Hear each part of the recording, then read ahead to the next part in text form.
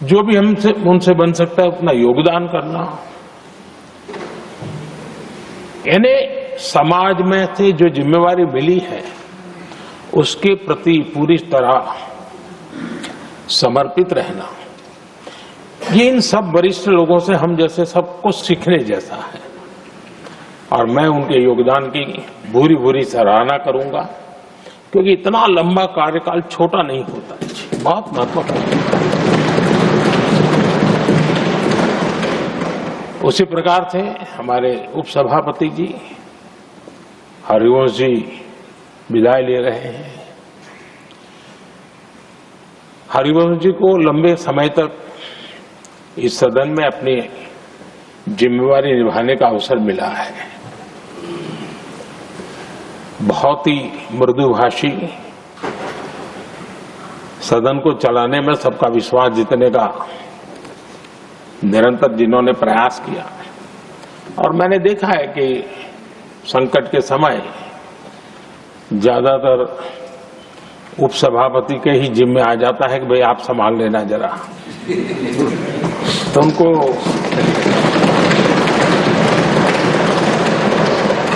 एक लंबा एक्सपीरियंस होता है, सबको जान भी लेते हैं, भली बात ही जान लेते हैं, लेकिन उनका भी योगदान। और जब भी, और मैंने देखा कि जब सदन का समय नहीं होता है तो देश के कोने में कहीं न कहीं वो यूथ के साथ मिलना जुलना, देश की परिस्थितियों के संबंध में उनको अवगत कराना, उनमें एक देश के प्रति संवेदनाएं पैदा करने का वो निरंतर काम। वे कलम के धनी तो है ही हैं, लेकिन कर्म कठोर के नाते भी मैं कहूंगा कि उन्होंने भारत के हर कोने में जाकर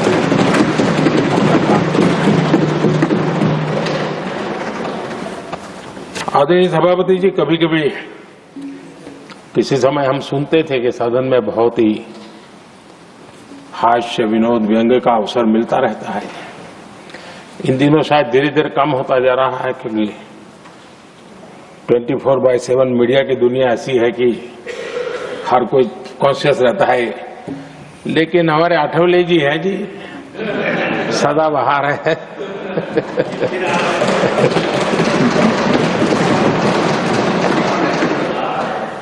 आठवले जी जा रहे हैं, लेकिन यहाँ पर किसी को खोट महसूस नहीं होगी, वो व्यंग्य विनोद भरपूर परोसते रहेंगे। जब ये पूरा भरोसा है।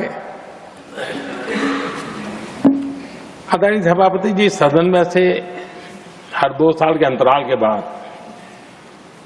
एक बड़ा समूह हमारे बीच से जाता है, लेकिन ये ऐसी व्यवस्था है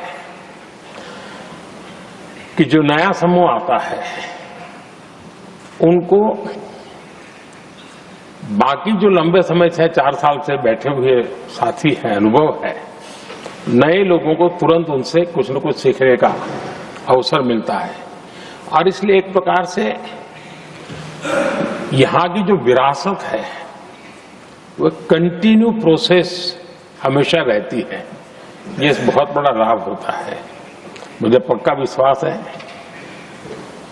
कि जिनको इस बार जाना नहीं है वो भी जो नए माननीय सांसद आएंगे उनको उनके अनुभव का लाभ मिलेगा और उनका योगदान भी सदन को और समृद्ध करेगा, ऐसा मेरा पूरा विश्वास है।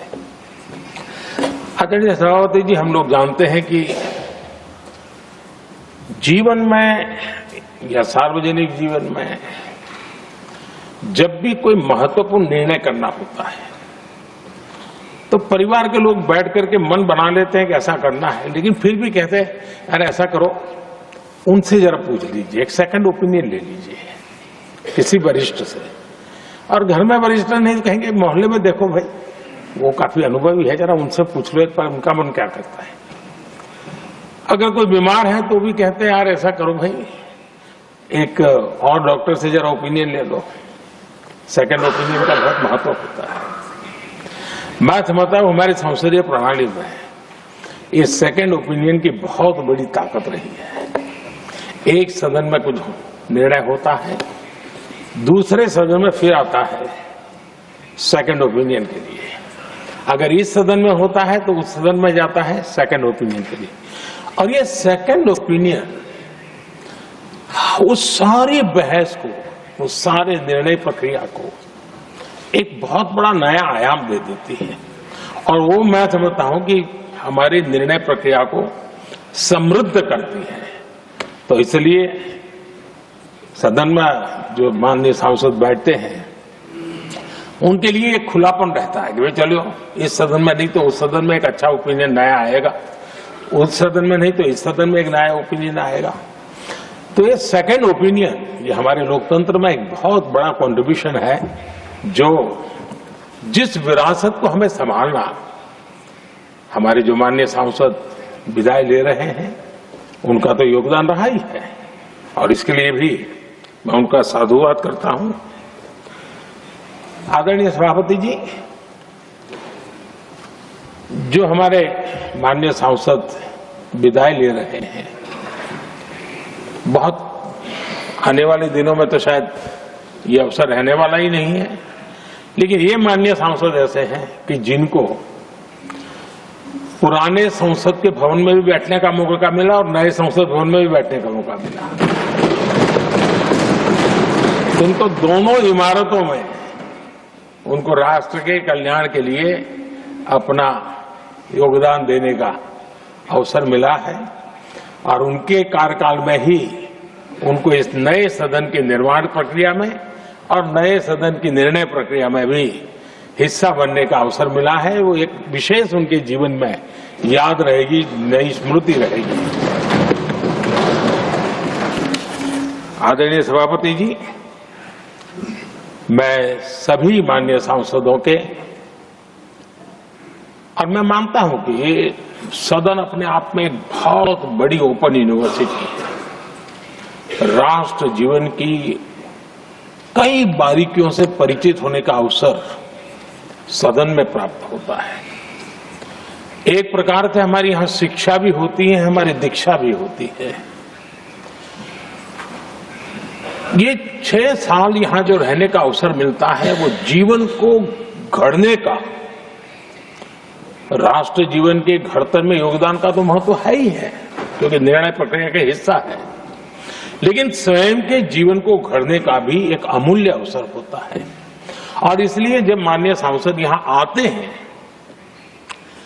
उस समय की उनकी जो भी सोच, समझ और क्षमता है, जब जाते हैं तो अनेक गुना वो बढ़ती है, उसका विस्तार होता है, अनुभव की एक बहुत बड़ी ताकत होती है। और तब जाकर के जाने के बाद राष्ट्र जीवन का उनका निरंतर योगदान बना रहे हैं।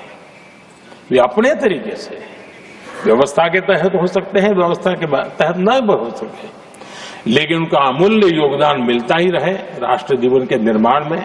उनका अनुभव हमेशा हमेशा उपयोगी हो, ये मेरी उन सभी माननीय सांसदों को मेरी शुभकामनाएं हैं। और मैं फिर से एक बार सभी माननीय सांसदों के योगदान का गौरवगान करता हूं, साधुवाद करता हूं। बहुत बहुत धन्यवाद।